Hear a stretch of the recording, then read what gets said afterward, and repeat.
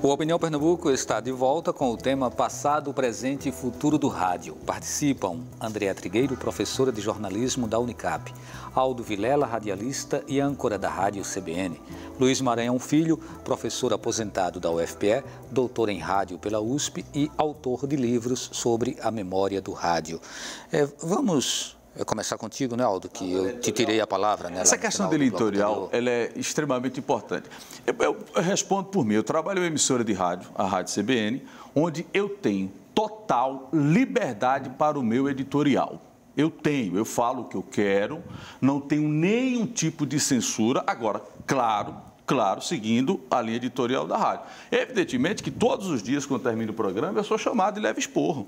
Todo dia. Por que você fez isso? Por que você fez aquilo? Mas existe um certo grau, sabe, Luiz, de liberdade. Agora, minha gente, por mais liberdade que eu tenho um diretor, eu tenho um dono de uma emissora, eu tenho um sistema de comunicação que tem a sua doutrina. Óbvio que sim. Eu vou falar mal de onde eu trabalho? Não faz nenhum sentido. É aquela história que eu falei de pensar que você tem total liberdade. A linha editorial, Valdir, ela é de extrema importância para isso. E ela dá a quem faz rádio, a quem faz TV, a quem faz jornal, mais sustentação na profissão. É difícil, muito difícil, mas a função do jornalismo eu acho que é essa. É você falar a verdade, você tentar fazer com que as pessoas façam daquilo a sua opinião.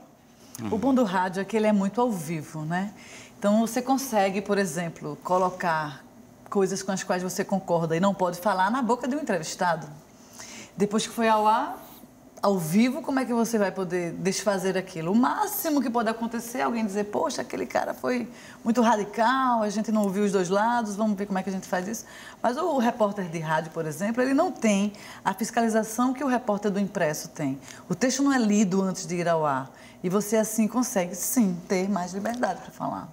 Andréa, o que tem se comentado ultimamente é que a imprensa brasileira, de uma forma geral, ela tem tido um alinhamento muito grande em torno de um interesse dos grupos de ultradireita, né? Isso é o que muitas pessoas têm colocado e que se apropriam desse espaço e, claro, a partir da linha editorial de emissoras e também a partir do ponto de vista de alguns comunicadores.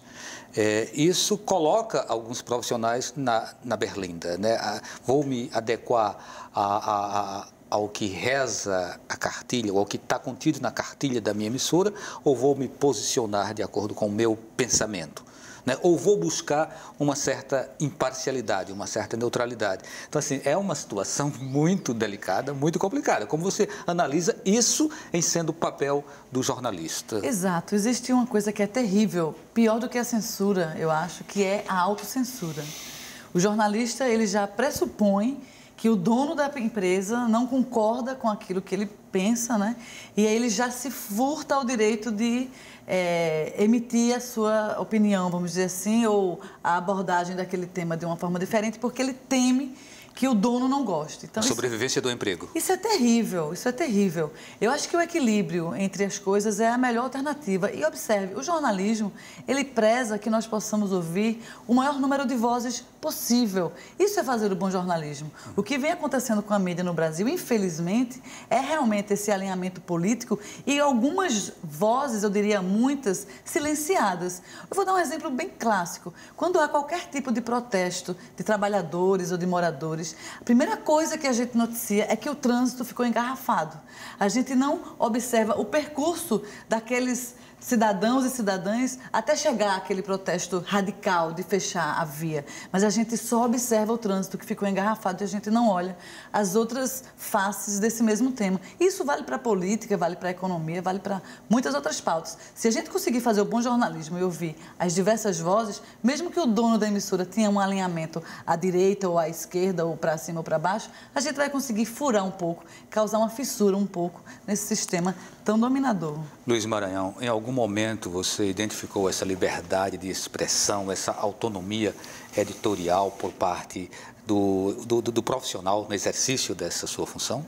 Não, eu acho que o grande defeito do jornalismo brasileiro hoje é a tal da reunião de pauta. Você vai para lá para receber recado, né, do pensamento do dono da empresa. Eu não vou citar a empresa, mas eu trabalhei numa empresa que tinha greve de canavieiro aqui que você não podia falar, porque ia ofender o usineiro que era dono do jornal.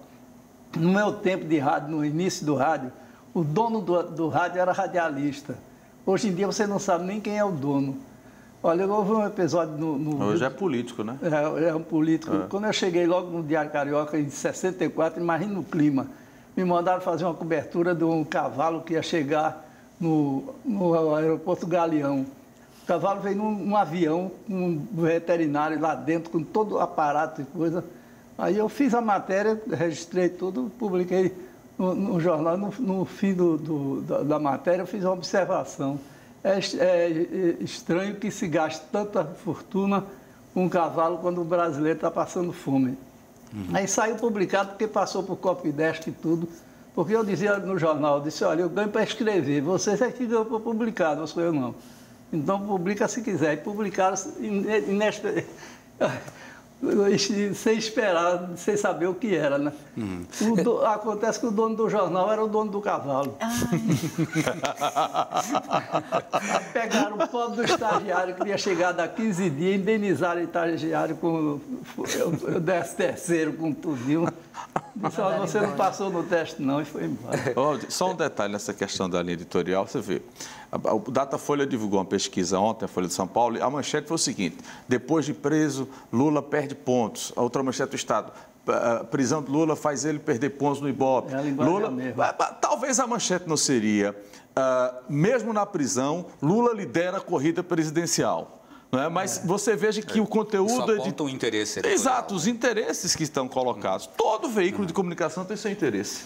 Olha, eu vou contar uma história bem rapidinha. Tinha uma amiga nossa, jornalista de televisão, que trabalhava numa emissora onde era proibido dizer que os trabalhadores rurais do MST tinham ocupado, era para dizer que eles tinham invadido.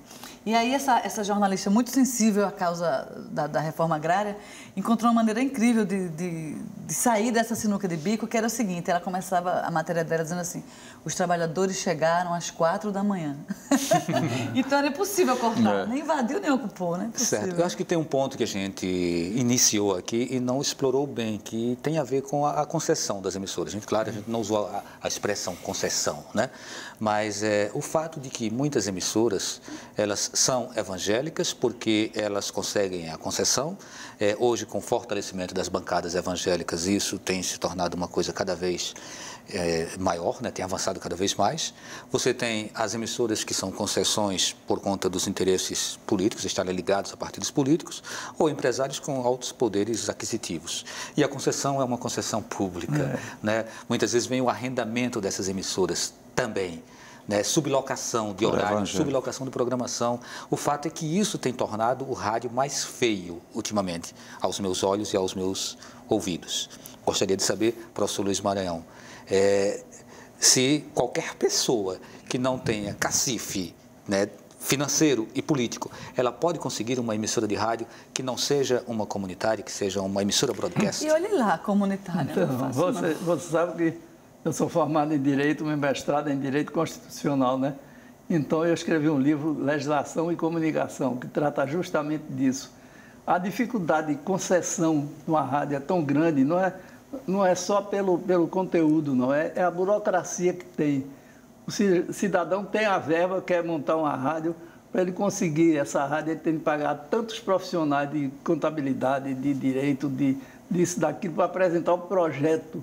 E o tal do projeto, quem examina isso é uma banca, né, autossuficiente ali, não deixa para passar. Por outro lado, o político chega no interior, vai no Ministério das Comunicações, ele já sabe quais são as franquias que podem ser concedidas.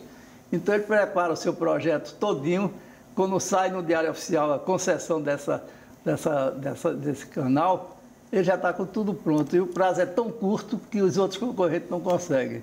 Então, a jogada é essa. Você falou, por exemplo, da rádio evangélica. Eu dei um treinamento para uma série de pastores, dizendo, olha, grande coisa, vocês têm dentro de uma rádio evangélica o melhor conteúdo do mundo, que é a Bíblia. Está o exemplo do Bispo Macedo aí, fazendo Ibope com a Bíblia. Aí ensinei eles a fazer rádio teatro com a Bíblia, né? Tirar o episódio da Bíblia para fazer rádio novela ou história completa, né? E um ou outro fez o trabalho para eu corrigir. Nenhum deles conseguiu botar no ar, porque o pastor dizia, não, eu quero fazer minha pregação. Aí eu perguntei, será que o ouvinte do rádio é surdo? Não, porque eu morei junto à igreja evangélica, ele dizia, olha, o pastor diga a ele que eu não sou surdo não precisa gritar tanto não. Certo. Tem aqui uma pergunta de Gustavo Tiné. Vamos tentar agora ser mais rapidinhos, porque só temos 4 minutos. E a gente nem falou muito sobre o futuro do rádio, se bem que na resposta aqui dá para trazer um pouco isso. Gustavo Tinelli pergunta, há um estudo sobre o rádio expandido, o que é o rádio ao vivo, inserido nas redes sociais, se torna rádio pirata ou não? Se não, como se define essa outra moldura do rádio? Exato, eu vim de um simpósio aí na Bahia e esse tema rádio expandido foi muito citado. O rádio expandido é um rádio que é só nas redes sociais, ele não tem frequência, ele não está no dial. É, inclusive, um tema polêmico, né? Alguns vão dizer, isso não é rádio, mas o que é isso? O programa não está numa grade, não está numa rádio, ele está somente, por exemplo, no Facebook. Você tem lá toda a linguagem do rádio, matérias de rádio, entradas ao vivo, o cidadão está no estúdio, mas tem uma câmera. E ele fala para ouvintes que também estão vendo ele se dirige a esses ouvintes. Então, esse é o rádio expandido, é um tema que vale ainda se debruçar sobre ele para entender o que de fato acontece com esse fenômeno. Boa noite, me chamo Armando Holanda e gostaria de fazer uma pergunta que poderá ser respondida por André ou por Aldo. Quem vai responder agora é Aldo, né? Porque o tempo realmente está ficando curto, viu, Armando? Para vocês, o rádio consegue sobreviver à implantação e expansão da internet? Se sim, o podcast seria uma possível saída? Total e absoluto. O rádio está demonstrando que consegue conviver muito bem e já começa a tirar proveitos disso. Então, o rádio não está com o seu tempo de jeito nenhum, cada vez mais forte, cada vez mais forte. A audiência do rádio ela tem aumentado nos últimos 5 anos. Para a gente, por exemplo, para mim, quanto mais trânsito tiver nessa cidade, eu quero que tenha invasão o tempo todinho, porque eu tenho mais ouvintes ouvindo lá no carro a Rádio CBN. Luiz Maranhão, como o senhor imagina esse rádio no futuro? Olha, eu acho que o rádio continua sendo o próprio rádio. No futuro, vamos ver quem vai operar esse rádio. Qual é o material humano que chega nesse rádio. Porque do jeito que estão hoje, eu passei a minha vida, assim, mais de 50 anos, como sala de aula do curso de comunicação, né? Se pegar um currículo do que se chama radialismo, você cai de costas, porque não tem nada com radialismo. Em uma palavra, a sua expectativa é de otimismo ou é otimista ou pessimista? Eu sou sempre otimista porque vem sempre uma geração depois da nossa. Né? Andréa Trigueiro. Otimista, muito. Eu acho que o rádio está mais vivo do que nunca. Aldo Vilela. Otimista também. O rádio cada vez mais está se mostrando forte. E para o futuro, não tenha dúvida que o rádio vai continuar muito mais forte do que é hoje. Se o mundo acabar hoje, quem vai noticiar é o rádio. Já dizia a Rosa Maria, né? Certo. E a orientação para os estudantes de comunicação que estão se formando e que estão fazendo a opção pelo rádio? Entender a rádio na sua essência, na sua origem e olhar para onde ele está caminhando. Para mim, é a internet. Que estudem. Que estudante hoje, a maioria não gosta muito de estudar, não. Então, estude, né, Maria? E você ensina? Deixei de ensinar. Depois de 14 anos...